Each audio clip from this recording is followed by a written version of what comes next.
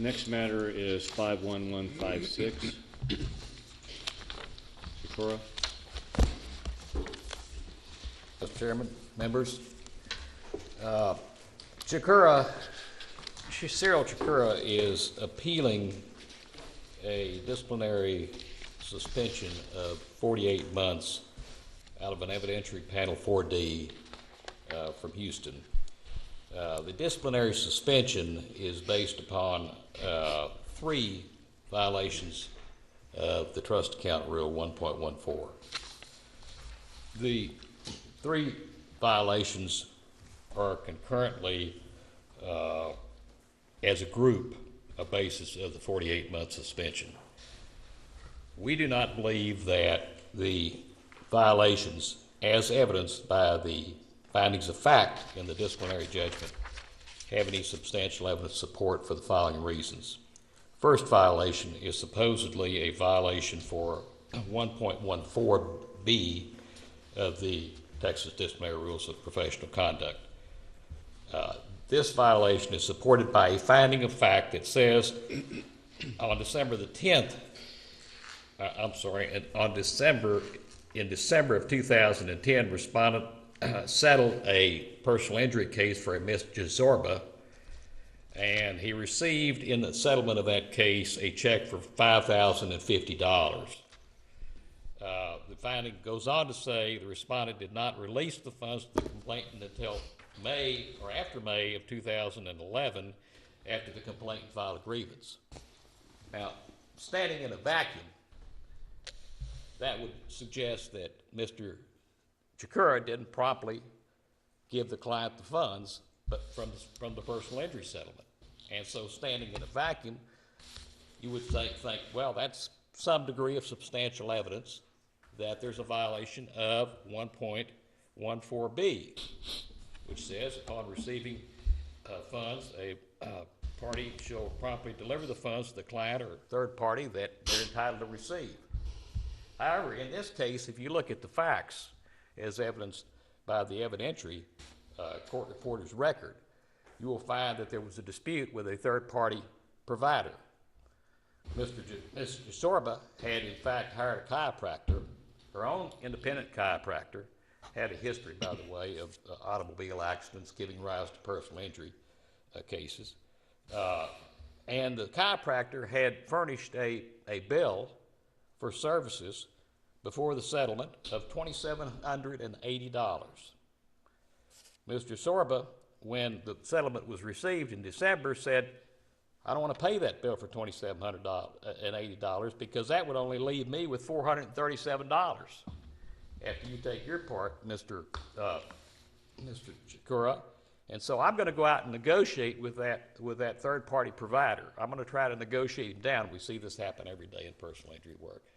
So in the meantime, Chukwurah then, and by the way, the money's in the trust account, holds the money in the trust account while this negotiation is going on. He testified, Mr. Chukwurah testified, that he called this fellow several times over this span of a few months between December of 2010 and May, when the settlement check was actually cut. The fellow never would come down from the $2,780 that he wanted. Finally, Ms. Jazorba, on her own behalf, negotiates him down to $1,000. As soon as she informs Mr. Chukwurah that there's been a negotiation down to $1,000 in May, he covers that, and in fact, there's a settlement check cut from the trust account and given to the client. So our position is that he fully complied with 1.14c, which says if there's a dispute between the lawyer and the client, or if there's a dispute between the client and the third-party provider, then you hold those funds in your trust account until that dispute is settled. Mr. Parrish, what was the dispute as to the $437? There wasn't any dispute. There wasn't any dispute as to the $437 because Chukwurah never took any money for himself, number one. But the $437, in theory, is the difference between the amount and the attorney's fee amount and the amount that the payoff for the $2,780 would have been. That was the undisputed amount that was due to the client, right? Correct. In other words, if the whole amount of the $2,780 had been paid to the provider, which the client didn't want to happen, then there would have been only $437 left for the client. And the client said, I don't want to accept $437. I want to try to negotiate this guy down myself. So here's what I'm saying. I realize that these appeals are based upon substantial evidence rule, but when you've got a rule of compliance, which is 1.14C, and he's trying to comply with that to get the provider down, she's trying to comply with that to get the provider down, then that compels him to hold the money in the trust account until that dispute is settled. And so that, if you will call it, impacts the 1.14B that says the lawyer is to promptly pay the client the monies when they're received. So we're saying that because of his compliance with 1.14C for that delay, then that inundates any evidence from the standpoint of, or dissolves any evidence that you may have that constitutes substantial evidence, if you will, of a violation of 1.14B, because the delay is authorized. One rule impacts the other. One's an exception to the other, if you will. If he had not complied with 1.14C, and it doesn't make any difference that during this period of time she went over there and filed a complaint with the bar. I mean, that is really not relevant to the fact that it was there's no dispute in the record that the money was being held. In fact, I asked her in cross-examination, I said, Mr. Sorba, do you really have any complaint about the fact that he held the money in the trust account until the dispute was resolved? And she said, I don't know. I mean, that was her answer, I don't know. So we're saying that there's no violation of 1.14B from a substantial evidence standpoint if he's trying to comply with, and does comply with 1.14C.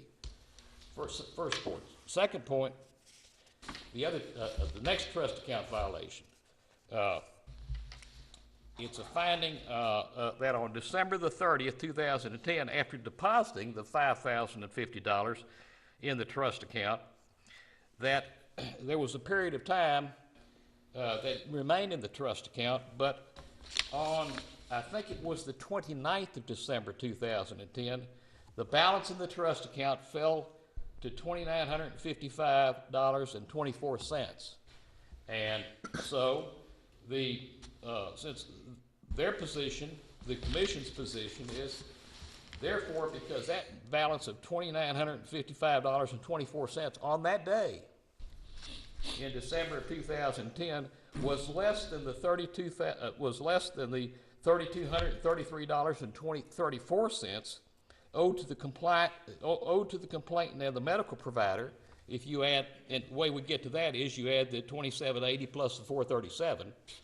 If that balance falls to be less than what the client is owed and the medical provider is owed on one day in the trust account, then you've got a violation of 1.14A, which regards safekeeping of property. Here's the problem with that proposition. The problem has been addressed by the Court of Appeals in State Bar versus Galey. And by the way, I represented Mr. Galey way back when the State Bar was a plaintiff and before Commission of Lawyer Discipline became plaintiffs. But here's what the Court of Appeals said in that case. The Court of Appeals said, we are not going to apply the strict liability standard to 1.14A on a daily basis. And we're not, because we're not going to subject that to that standard to a daily accounting of a commercial bank. In other words, you don't have to call up your commercial bank every single day and ask your commercial bank, have I got enough in my trust account that's not one penny below enough to satisfy my client or my clients and their providers? What Galey says, and by the way, Galey was decided under 9102, which was the predecessor rule to 1.14, because I think in January 1st, 1990, we changed to 1.14. But basically, it was worded the same way. You still had to maintain the money in your trust account, and obviously you had to safeguard the money. But what Galey says is that as long as there is a average balance in the trust account. And in the Gailey case, they used an average monthly balance, or the average balance that's reflected upon your bank statement as your money is coming in and going out from the trust account. Then that's not a violation of 1.14, particularly if there's evidence in the case that in fact you also keep a ledger in your office that shows that there's not a dip below the amount to be kept in the trust account to satisfy the client and the providers, the third-party providers.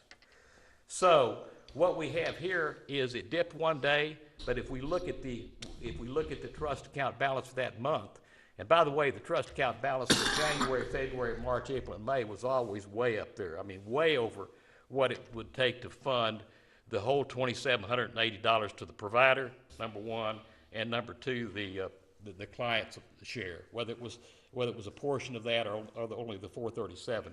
But if we look at that for that one day, it did go down to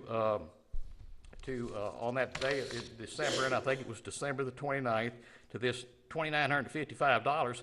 But then if you look at the bank statement for December of 2010, you find that it has 32, for the average balance for that month is 32, 33, 34. And so that 32, 33, 34 is sufficient to, I'm sorry, the bank statement, I'm wrong on that, it's 33, 53, 20. 33, 53, 20. Enough to fund the whole $2,780 and to the provider, and enough to fund the $437 to the client. Remember, Chukwurah didn't take the money. According to the court reporter's record, he left the money, any money that he was owed, in there. So the point is, it's not a strict 1.14 A is not a strict liability statute that can be pegged to one day. Under the as I say, under the State Bar versus Gailey case, you have to take an average balance for the month, and the average balance was sufficient, i.e. no violation of the strict liability rule attached to 1.14 on 1.14A.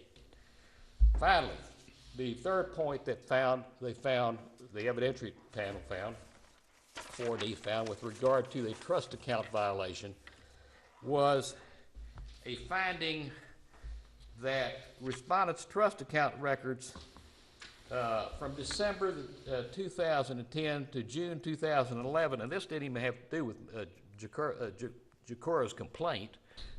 They subpoenaed the trust account records as a result of the complaint, and they started looking at them, and they added this on to the disciplinary petition. They said, well, the trust account records indicate that the respondent, Mr. Chukwurah, regularly used his trust account to directly pay his personal and office business obligations, commingling his own funds with that of his clients. Now, let me tell you what the testimony is in the record on that. In the record, Mr. Chukwurah at least testified 6 times that I did not remove any fund or any amount of money from the trust account for my personal or business obligations until every client was satisfied. Again, there's 6 questions, 6 answers in the testimony throughout the transcript that that's the case. That was uncontroverted in the transcript. And so what we have... Can I interrupt yes, you? Maybe I'm having trouble following, but how can the account dip below and he also say no money was used that didn't belong to the clients? You see what I'm saying? Yeah, and what I'm saying here, Mr. David, I'm sorry. There you go. Yes, sir. Ms. Kittner. What I'm saying is that happened in December, on December the 29th. These bills that, my recollection is these bills that were produced that showed that he paid some office overhead and some secretarial overhead from funds in a trust account were much later than that. So we have a difference in the time here. Well, even under what you're telling us, my understanding is that at some point he used the funds, even under your analysis, for the client's funds for something else. Isn't that correct? No, sir. under my analysis and under the evidence's analysis, which is the most important thing that we have, there's testimony that at any time in 2011, during this time period, or after that time period, which I think there are even bank statements that were introduced by the commission for further out than May of 2011. But for any time during that time period that he actually wrote a check out of the trust account, let's say to pay his office overhead, or let's say to pay his secretary, at any time during when that check was written, there weren't any client funds in the account. So our position is they couldn't be commingled with client funds when those checks were written because there weren't any client funds in the account when the checks were written. What they're complaining about is the fact that the checks if he was writing himself a check of his own funds that were left after the clients were paid, and he testified, by the way, that in fact his ledger showed that the clients were paid at the time that he wrote the check out of the trust account. Some checks, not regularly as found here, but some checks out of the trust account for business overhead and for personal expenses. By the way, he also testified that he did have an operating account. This trust account wasn't his operating account. He testified he had that. We lost from the record, we lost the exhibit on that, but it's in the record, and we agreed and stipulated that we would treat that in the record because of his testimony. So he had another operating account. On occasion, did he write checks out of a trust account to pay overhead and office obligations? Yes. But he testified on those occasions, like I said, on 6 times, that at that point in time there wasn't any money in that trust account. So the question then becomes, they found commingling, and there isn't any evidence of any commingling. So you say, well, even if there's not any evidence of commingling, it's improper to write a business a check for your overhead, if you will, out of a trust account. Where in the rule does it say that? It doesn't. There's nothing in the rule that says that's improper. Well, they say, well, it converts the idea of a trust account, for IRS purposes or something to, there's nothing in the rule that says that. I don't condone writing all of your business expenses or your overhead, and I don't think any of us would out of a trust account. But on the other hand, on occasion, if you've written a check out of a trust account that has no client funds, all that's left in the trust account is in your funds, and you have you've skipped that step of putting that check in your operating account and then writing a check out of the operating account to pay your business expense, then I don't think that's a violation under this factual situation. So that's where we are on the appeal. The date you said there was enough money to pay the full amount of the chiropractor. December the 20th, plus the $400 and something.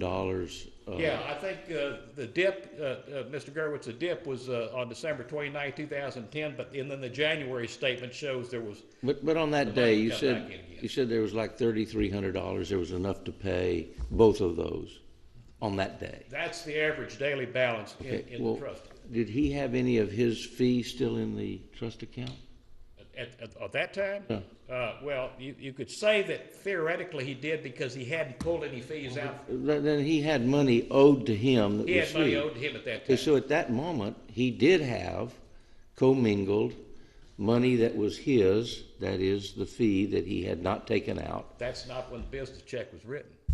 I'm not asking what the check was written. I'm just saying on that day, there was money, if he paid everybody, there was money that could have paid the full amount of the chiropractor. There was enough money to pay the balance that was owed to the client, but there was not enough money I don't know if there was enough money or not, but there was also in that fund the money that was owed to the lawyer. He simply had not taken it out. He never took it out. Well, but at that moment, he had money that was owed to him that was in that account. That was part of the $5,050. I agree with you, Mr. Gerwitz. Okay, so at that moment, we have commingled funds. I think that any personal injury settlement, Mr. Gerwitz, that contains a lawyer's portion, a client's portion, and a third-party provider's portion is commingled as a matter of law until it's divided. At that moment, there were commingled funds, and there was not enough money in the account to pay everyone who had a claim to those funds. If he had paid himself his share of the funds to pay his fee, he could not have paid the chiropractor and the client. Well, number one, Correct? the full $5,000, that's correct. Okay. But I must tell you this, Mr. Gerwitz, if you look at the Gailey case, because he didn't take any funds, he may not have been able to take any funds, he may not have had any funds left if the full amount had been enforced. The Gailey case only requires that the amount that's sufficient to be kept in the account is, number one, an amount to pay the third-party provider, and number two, or a third party if he's not a provider, if he's owed, and you've got notice of it, and number two, the client. But you can't have it both ways. You can't say that if I leave my funds in, there's enough to pay everybody else, but it's not commingled. You can't have it both ways. There's either not enough funds or there are commingled funds. Well, it depends upon how you define commingled funds. Well, All funds. My money and your money, that's how I define it. All funds that come into a trust account from a personal injury settlement, if they're taken on a contingent basis, are commingled. I mean, they're commingled as a matter of law. You've got lawyer funds, theoretically lawyer funds in there, you've got theoretically client funds in there, and you've got theoretically third-party provider funds. Except I'm leaving my money in order to be able to pay the bills. If I don't leave my money in, I can't pay the claimants. Let me ask you, did he ever have any other client money in the trust account other than this particular case? He testified that there were other client monies in the trust account, but he testified that all those client monies had been removed, all third-party monies had been removed at the time later, months later, that he paid any personal or business bills. On the day you said that there was enough money in the account to pay the chiropractor in full and the balance owed to the client, irrespective of what was owed to the lawyer, were there other client funds? Were there other client funds in that trust account? I'm sure there were. Well, then could the balance on that day have paid all of the client trust funds, irrespective of whether he left his money in to balance the books or not? Well, there was money coming in and out because, I mean, in February or March, for example, there was $10,000 in there. So there was money coming in and out from various clients. Not my question. You picked out a specific day for some reason. You picked out a day. No. And you said on that day there was enough money in the trust to pay the chiropractor and to pay the client. And my question is, were there other client trust funds in the account on that day? I do not know. There's not been any testimony on that there were other client funds on December the 29th, 2010, the date that the bank statement indicated that it was $2,900. I think by January the 2nd, 2011, we were up to, well over $3,000. But on that day, then, you cannot tell us that there were sufficient funds, irrespective of his own funds that he left in, to have satisfied all claims of people who had trust funds in that account. I can tell you that Gailey says that based upon a average balance, which is what we look to rather than that particular day. You raised that day. You pointed out that day. I didn't pick that day. That's why I'm asking you what the evidence was on that day. You made a point of saying on that day he could have paid all that. I'm asking you, could he have paid all the other people who had trust funds? I think maybe we're not communicating or we have some confusion as to the dates involved. And the day that we have involved with regard to when the trust account dipped below the day, the amount to pay the provider and the client was around December the 29th. It's reflected on the bank, 2010, it's reflected on the bank statements. That is not the same day. That is not the same, anywhere near the same day that Mr. Chukwurah, under count number 3, wrote a check from the trust account to pay a business expense. I mean, that's months later. So the connection between writing a check from the business account to pay overhead and the date that in count 2 for violation of an alleged 1.1A is months earlier, and they have no relevance to one another, other than he was sanctioned for a total violation of 3 different counts. Can I ask you just a quick question about the Gailey case?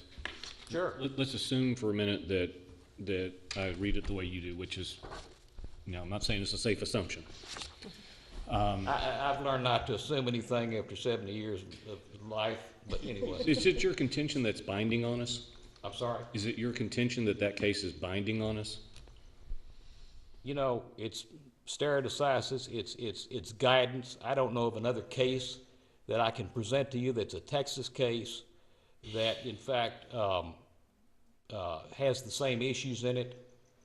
Even to the point of his testimony that he kept an office ledger that showed that he had more money in there than it was on the same day. It's a case that has not been reversed.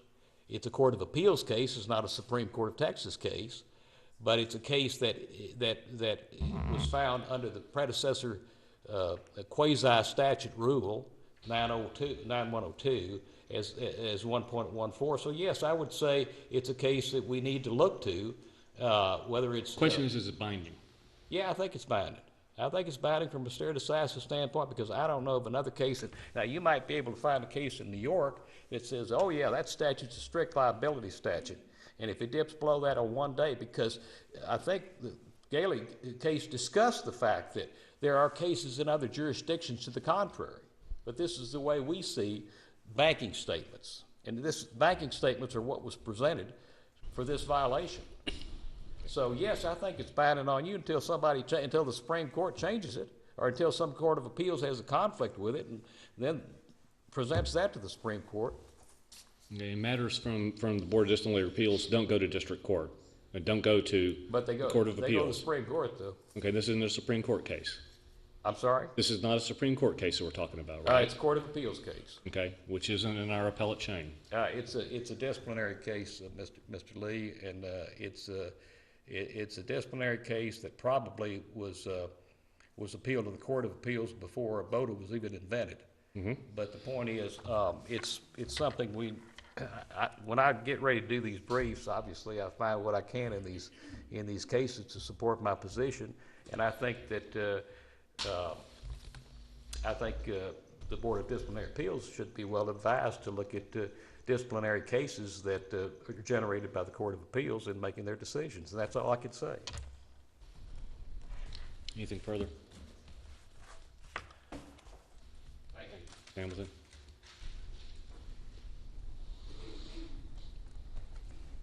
May it please the Board. Good morning. This case is about an attorney's fiduciary duty to safeguard money in the attorney's possession that belongs to clients and third parties, and the Board should affirm the judgment for one simple reason. Undisputed evidence proved the violations that were found by the evidentiary panel. I'm going to walk through the 2 rules that are at issue here and the evidence that proved the violations. I'm going to start with Rule 1.14b, and the requirements of Rule 1.14b are straightforward. The rule requires that when a lawyer receives funds in which a client or a third party has an interest, the lawyer has to do 2 things. The lawyer has to promptly notify the client or third person that he's received that money, and the lawyer also has to promptly deliver the funds in which the client or third person has an interest. In this case, we know it's undisputed that Mr. Chukwurah received an insurance settlement check in December, and that the check belonged to him, his client, and his client's chiropractor. He did immediately deposit the check into his trust account, as he should have, but he didn't pay the client or the chiropractor until May, after he received that check in December. And it was after his client filed a grievance against him. Now, Mr. Chukwurah is claiming that he couldn't pay the client or the chiropractor because there was a dispute over the funds, and so Rule 1.14C disallowed any payment. Assuming that this is true, that there actually was a dispute over the funds between December and May, it's still not a defense because the entire amount was not in dispute. There was a portion of the funds that admittedly was not in dispute, a little over $400. That undisputed portion should have been distributed. It should not have been held until May. But Mr. Chukwurah has admitted in his testimony that he didn't distribute any of the money until May. He held on to all of it. And by failing to pay that undisputed portion, admittedly a small portion of the money, but by failing to pay that undisputed portion, he violated Rule 1.14B's requirement that he promptly pay money that belongs to a client or a third party.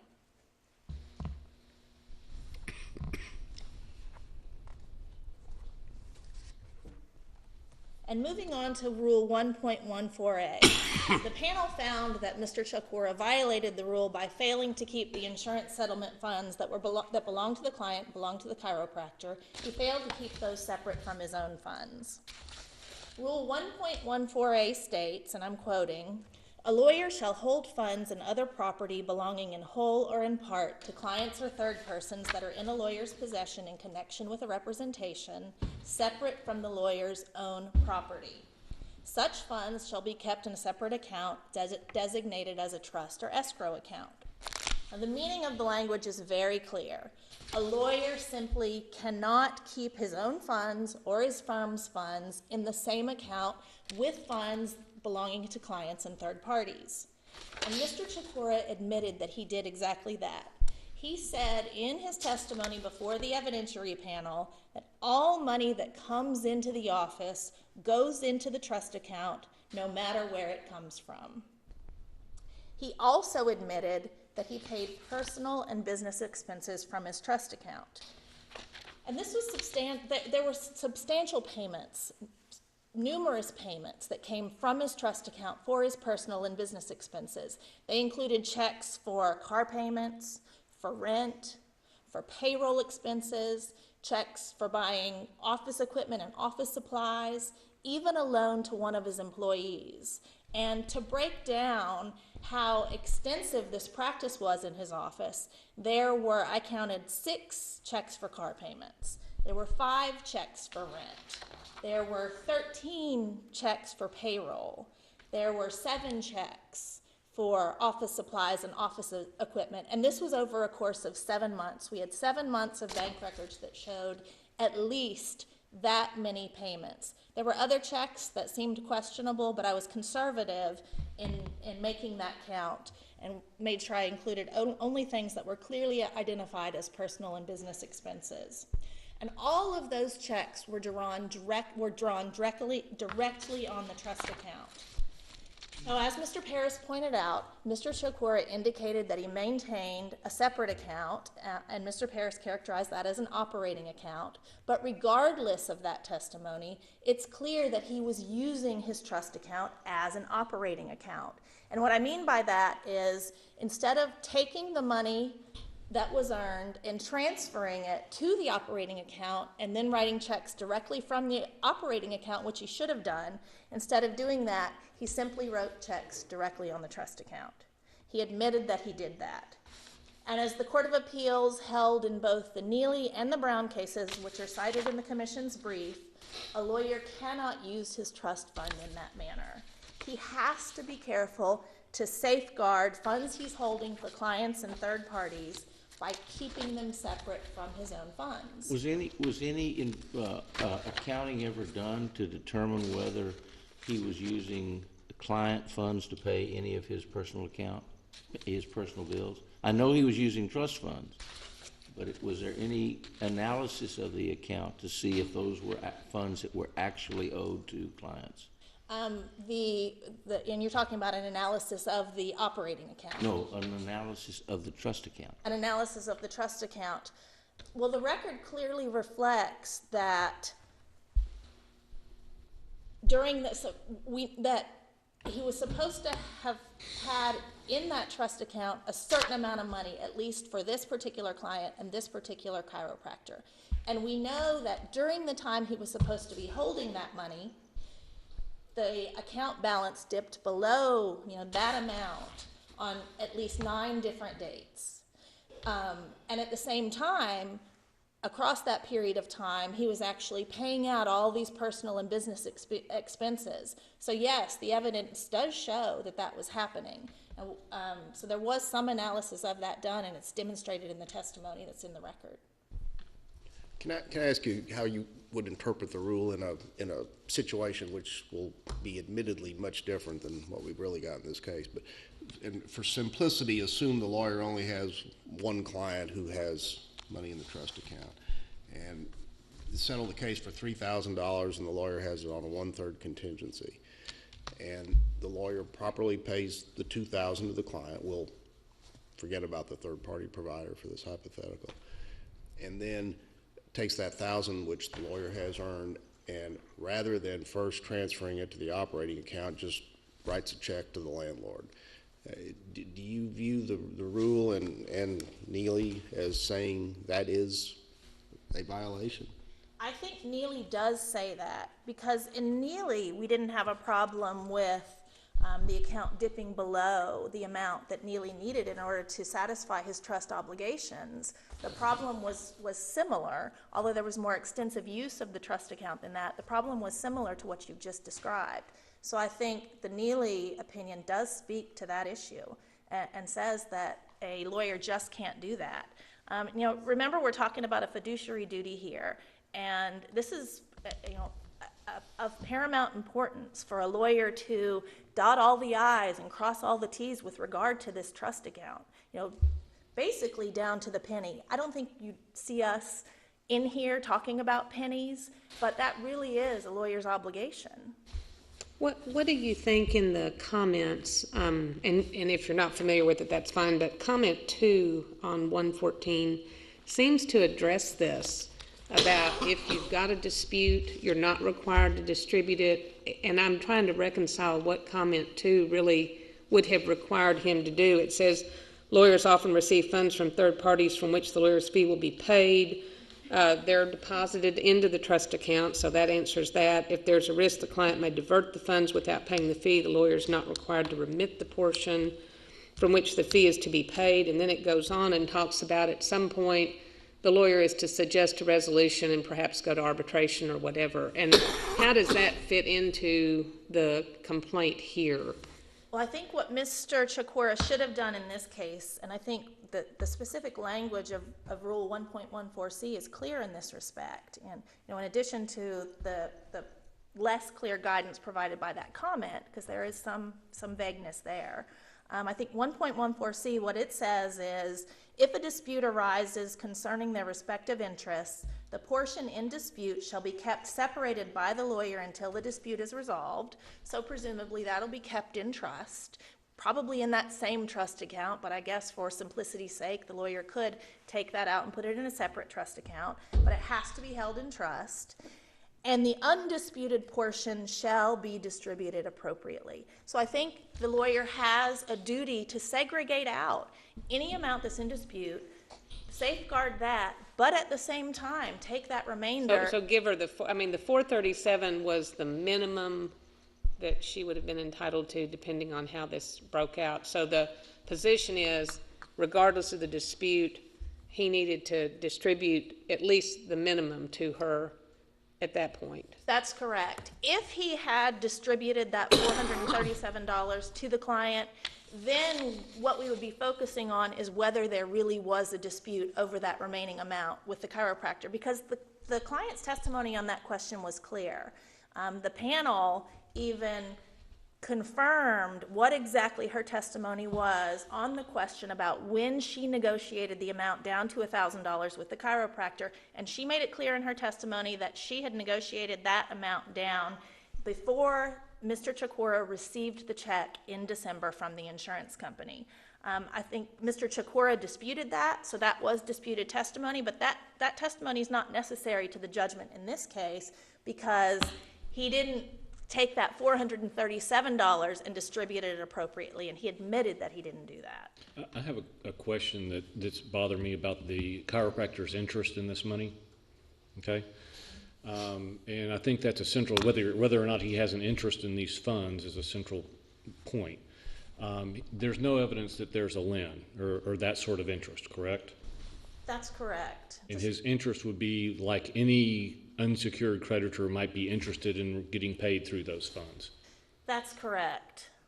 That's correct. There was some testimony that indicated maybe there was some direct communication between Mr. Chukwurah and the chiropractor, but that was never clarified in the record. So there's nothing to establish that there was any kind of a secured interest here, anything that Mr. Chukwurah had even guaranteed to the chiropractor. So the chiropractor's claim on these funds are the same as he might have on funds that are in the patient's checking account or anywhere else. That's what it He appears has to be. no specific interest in these funds. Well, Different than any other accounts or any other funds that might be available that the patient might have. That's correct. He would have to get in line with anybody else if he were seeking to recover his money, if that's your question.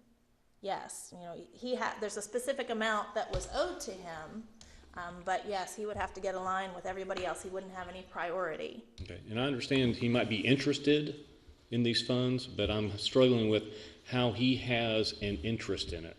What conveyed that interest to him, and I don't see anything that conveyed an interest to him. Well, I'm not sure that I'm understanding the question, but it's clear from the record that there were discussions with the insurance company about the amounts that were owed for medical bills. So it's clear that that was part of the settlement that was paid by the insurance company. And even if you look at the settlement statement that Mr. Chukwurah that he provided to the client at the end of the representation in May, that includes, it shows the amount that was due to the chiropractor and that he actually paid to the chiropractor. Are you claiming that he was an intended third-party beneficiary to the settlement agreement and that granted him an interest? Possibly. That's something that's not clear from the record. Okay. And it wasn't an issue that was raised, so I didn't explore it in any more depth than that, and I can't profess to be an expert on that question. Okay. So I'm stepping into kind of dangerous territory, but I think what matters for purposes of this rule is, was Mr. Chukwurah holding money that belonged to a client and or a third party? And it's clear, even if we arrived at a conclusion that the evidence doesn't show that the money was due to the chiropractor, it really doesn't change anything as far as the bottom line here, because the money then would be due to the client. So we still have the same problem. It wasn't paid out promptly. Are you saying the lawyer has to adjudicate the dispute over the funds at his or her risk of losing their license if they guess wrong? Am I saying that the lawyer has to adjudicate the dispute? Well, no. What I'm saying is the lawyer has a responsibility just to safeguard those funds until the dispute is resolved. And he did. He kept the money. He kept the money that supposedly was in dispute, plus an additional amount that was not in dispute. But I understand that. I'm talking about the money that was in dispute. He kept that. He didn't give it to anybody. He kept it on a fluctuating basis, at least 9 times over the course of the time that he was supposed to be holding the money. His trust account balance actually fell below the amount that was due to the client and her chiropractor. So you can't even say that he safeguarded that amount. Are you saying that, I'd understood Mr. Parrish to say that there was only one occasion where it dipped below, and let's just, for round numbers, say that the client was due $3,200, and I heard him say that at one point it dipped below $2,700, or was it that amount? Were there other times that the balance in the trust account went below $3,200? That's correct, and I believe I cited 9 different instances in the brief. where over the course of that period from December until May, when the chiropractor and the client were paid, the trust account balance dipped below that amount that he owed to them. Would that not say mathematically he had to be using the client's money for some other purpose? Yes, it is. Very strong evidence of that. Definitely well more than the scintilla that's required to support the judgment. I should say just more than a scintilla is required to support to the judgment, and we get far beyond that in this case. I'm sorry, what is the standard then for when you decide that this is the time we check for the money in the trust account? Is it on a daily basis, or is it, as Mr. Harris suggested, some kind of rolling average basis? The attorney's responsibility to safeguard the money is not intermittent. The attorney has a continuous duty to safeguard that money from the time he receives it until the time he pays it out. If we had, like in the Gailey case, this case is not like the Gailey case. In the Gailey case, we had a situation where the attorney came in to the trial and had evidence to show that his records were different from the bank records. And his records showed that actually there was an adequate amount of money in the bank account.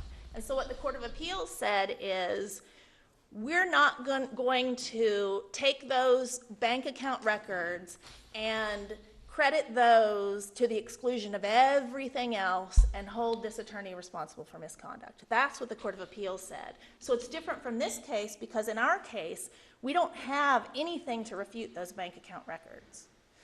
So really, Gailey's not instructive on that. This question about is an average balance okay? No, it's not okay. The average balance is not sufficient if the daily balance is insufficient. And if we had one instance of a daily balance being insufficient to cover amounts owed to clients, and it was just a little bit, and there was some question over when checks were going in and out, and it looked like otherwise the attorney was handling the trust account properly, I don't think we would be here. This is not that case. This is a very clear case where Mr. Chukwurah was using his trust account essentially as an operating account and not taking care to make sure that the amount that remained in the account was sufficient to satisfy the obligations to clients and third parties. And we know that that happened on at least 9 different occasions. We have these numerous checks that he wrote out for personal and business expenses. So for both of those reasons, we see that he was commingling his money with client money, and we also see that he was failing to safeguard the remainder that was in his account. So this case, in a lot of ways, is worse than the Neely case, which is cited in the brief, and speaks in detail to these kinds of issues. Do you have any other cases on, and I think I'm going back to his question, on the standard, are we to apply a true strict liability standard where you're going to look at that account? I think what Mr. Paris is saying is that at least under Gailey, not taking the factual differences, but looking at what the court said, was that strict liability. In other words, you take an average running balance and there's not a requirement to look. So you know how your bank statement will come and it'll say average daily balance and all. And I guess, are there cases other than Gailey to look to distinguish as to what standard we are to use to look at how that balance is affected on a statement basis, I guess, or daily, however? Well, if it's not a strict liability standard, we at least have to be reasonable. So if an attorney's balance fell below the amount that he should have been holding for clients briefly, and there's an explanation for that, and the attorney can show that he was actually being careful and accounting for his client's money, then it would be reasonable not to find any violation, even though technically he didn't safeguard that money the entire time he was in possession of it. It's okay to be reasonable. But we have to keep in mind the kind of obligation we're talking about here. And I want to read a quick quote from the Brown case that I think is significant to the questions that you're asking. It says, because of the fundamental nature of the principles underlying commingling and the serious dangers associated with the vice, courts typically give little or no weight to the fact that a commingling violation was technical, ignorant, or inadvertent, or that the client was not harmed. And this is consistent in the other cases that are cited in the brief, the Fry case, the Neely case, talking about the importance of this responsibility being so highly respected by the attorney. And like I said earlier, I's have got to be dotted and T's have got to be crossed. And in this case, we don't have sort of an isolated incident where the trust account briefly fell below the amount it was supposed to be. This happened over and over again. And in addition to that, we saw that the attorney was paying out his business and personal expenses from this trust account on a regular basis. Both of those courses of conduct clearly violate Rule 1.014A. I see that I'm out of time, so I just want to say that in conclusion, it's clear from this record that there's far more than a scintilla of evidence to support the judgment that was entered by the evidentiary panel, and for that reason, the judgment should be affirmed by the board. Thank you. Allow me to make 4 quick points? Yes. Thank you. I think we need to take a look at the record to support the fact findings in the judgment. If you look at the record, the average balances, and I quoted these in the brief, for December 2010 was $33,5320. For January of 2011 was $10,261.40. For February of 2011 was $62,5542. For March 2011, $9,294.40. For April, $5,473.59, and for May, $79,64.52, and for June, $15,600. Those were the average daily balances in this account.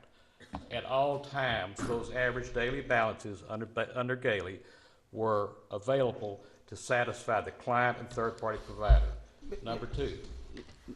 Satisfy this client, but were there other client funds in the trust account? I asked you that before, and you said you didn't know. His testimony was there were not, and he testified that 6 times at the time he withdrew those funds to pay office expenses. They were not. At any time.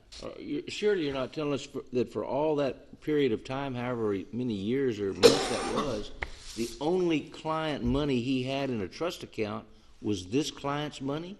I'm not telling you that, but I'm telling you what's in the record with regard to his testimony as to when he withdrew funds for payment. Forget when he withdrew. We're talking about average balances. Correct. All I'm asking is, there's nothing in the record that shows that whatever the average balance was at whatever time you pick, there was sufficient money to satisfy all of the clients who had money in the trust account. Only the client money that you're concerned about. Is that correct? That's right. And Mr. Gerwitz, you asked for an analysis, and there was no analysis. There was no analysis in this record. If you go back and look at the court reporter's record, there's no analysis in it. The bar didn't come in there and say, on this date, A was received, B was received, C was received, this went out, this came in. That wasn't done. Well, I thought I heard from Ms. Hamilton that there were 9 occasions in which the balance slipped below the $3,200. I heard that too. Is that not correct? I heard that too, and she must be reading a different record than I have. And all I'm saying is that these are the balances that came off the bank statements, and the key point that was made in the evidentiary trial, because I was there and tried it, was that the balance that slipped below the amount was December the 29th, December the 30th, 2010. It's right on that bank statement. Let me ask you this. You say, and you gave us all the average daily balances. Off the bank statement, yes, sir. Right. And I'm understanding that, for example, you could go the whole month with very little in there, and then a check gets put in on the 30th. Sure. But that could mean that during virtually every other day of that month, there wasn't enough money to pay this lady. Is that correct? Theoretically. Well, I think that there's a daily statement in a bank statement and then an average statement. I think they're both in there. And what it shows was he deposited the $5,050 check. It was in there for a while. Then on December the 29th or 30th, it dipped low and then went back up again. So, let me ask you because of one. other monies coming in. I'm not a criminal lawyer, Mr. Taylor is, and he may chastise me as I ask this question, but let's assume somebody embezzles money, but they put it back. Does that make it okay? No. And I'll tell you, that's what happened in Brown and Neely. In Brown and Neely, what you've got here is a lawyer actually writing his money to pay his bills out of an account that he's using the client's money. That's never okay. That's always. Well, but isn't that what happened here, at least the one occasion where you admit it dipped below $3,200? No, because that's not connected with when he wrote the business checks out of the account. In time, they're way different. If on that date, if he would have written a check for the amount that was due other people, it would have bounced. On that day. On that day. Yeah. And the day after it, on Yeah. 2 days. On December the 29th, 2010, if he had written a check that it would have bounced for the medical provider and for the client. But under Galey, that day is not the standard. That's my point. And How could there not be enough money at all times to pay client money? How can you say keep the Because money we if it's not can't. there? Because we're subjected. What happened to the money? We've got money coming in and going out at the same time. We've got money coming in and going out. But You if got it's all settlements that client come in and money, go if out. it's all client money, the money that's owed to the client and that's going out and the money that's owed to the client coming in are the same. They are a wash. On we've that got day, where is that money that he's short? If he's not using it, what's he doing with it? But we've Where is got- it going? Well, we've got other funds going out to other clients. Well, but there should be funds to cover those. Their funds should cover their claims.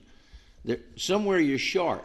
Well, all I'm doing, Mr. Gerwitz, is reciting to you the rationale that's used in the Galey case. The rationale is, yes, when you have a trust account and you have personal injury settlements that are coming in and going out, that if A client gets paid and B client doesn't get paid, and the C client gets paid and then A client gets paid, there might be a situation where the amount available to pay A client dips below on a day a certain amount. How could that I'm not possibly- seeing that. How could that possibly happen? Yeah, and just in related to what Mr. Karen just said, this kind of going back to some of Ms. Hamilton's point, it seems to me that she is suggesting, and I think kind of the rules suggest it too, that you got to be able on any given day to satisfy all the claims. And if there's going to be a run on the bank, so to speak, and on December 29 every client says, "Give me my money," you kind of need to be able to do it. That's the strict liability rule, and I'll be candid with you, Mr. Williams, and tell you, in a lot of states, there are cases that say that. Yep. But not Galey. And Well, it I doesn't think say that. It's strict liability as the irrefutable evidence is the bank's documents. And clearly, Exactly. I think the Galey says, you don't go by just what the bank says. You're able to rebut that, and if there's controverting evidence, you have your own accounts, you have your own checkbook register, you can offer that, and we just don't follow blindly what the bank said. And that's exactly why I asked him in the evidentiary panel trial, did you have ledgers in your office that you looked at to show you had a balance in your account enough to satisfy this at all times? He said yes. And that is undisputed. They didn't dispute. They didn't contradict or impeach the fact that he had those ledgers in his office, which is exactly what Galey said in that trial. I knew what questions I was going to ask him because I was going by Galey when we got in there, and so that's what's in the record. Mr. Williams also, maybe it was Mr. Lake asked this question about the third-party providers and the liens and what have you. The reason we passed 1.14 as a successor to 9102 in January of 1990 was because the bar was getting a terrible amount of complaints from third-party medical providers that didn't have LOPs, letters of protection, and they were saying, we're not getting paid. And so I don't think that's linked to the fact that somebody filed a notice of lien. I think the rule requires every person to protect a third-party person who has a claim in keeping the money in the account until that claim is resolved. And I think that was the intent of moving that into the 1.14 rule as opposed to making somebody, as long as the lawyer had notice of it.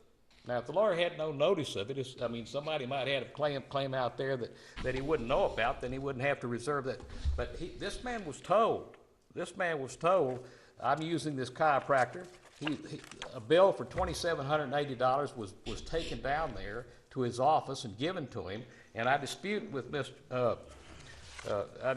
my honorable counsel over here the fact that dispute was ever cured until May.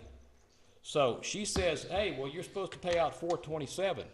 Well, he's got his interest in there, he's got the client's interest in there, and he's got the third-party provider's interest in there.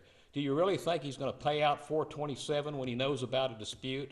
Or is it, do you think that's risky, or do you think it's less risky to keep it all in there until the dispute is resolved? And that's my point.